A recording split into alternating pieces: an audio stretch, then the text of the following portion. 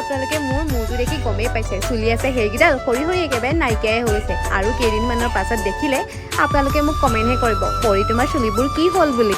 কিনো কৰিব গাইজ, ইমান বেছি চুলি সৰিছে নহয়। আজি ৰ'দ দিয়াৰ কাৰণে ভাবিলোঁ আজি চুলিখিনি অলপ ট্ৰিটমেণ্ট কৰোঁ। ট্ৰিটমেণ্টনো কি আৰু, ডিম আৰু পিঁয়াজ লগাই দিছোঁ। আৰু এইফালে দেখিছেনে, ভাতেই খাব পৰা নাই, ইমান বেছি গোন্ধাইছে। কিন্তু উপায় নাই, আজি আকৌ ৰ'দ দিয়াৰ কাৰণে কাপোৰ এসোপামানো ধুই দিছোঁ দেই। এইকেইদিন বৰষুণ দি একেবাৰে কাপোৰখিনি গেলাই দিলেগৈ জানেনে। আজি পুৰা ৰ'দ দিয়া দেখি পুৰা কাপোৰ ধুইছোঁ একেবাৰে। আৰু ৰ'দটো আজি যেনেকৈহে দিলে নহয়, একেবাৰে গাত ধৰি গ'লগৈ কিন্তু দেই। এতিয়া আহিছোঁ কমেণ্ট দিয়া সকলৰ নাম ল'ব। লিচা, দীপ্তি, মধুস্মিতা, বাবুল, বন্দী। আৰু পিছে বহুতে কমেণ্ট কৰিছে, আৰু এটা দুটা কৰি আজিকালি কমেণ্ট বক্সটো মোৰ ভৰি পৰিছে। আৰু আপোনালোকৰ এই কমেণ্টখিনিয়ে মোক কিমান বেছি আনন্দ দিয়ে সেয়া কেৱল মইহে জানো।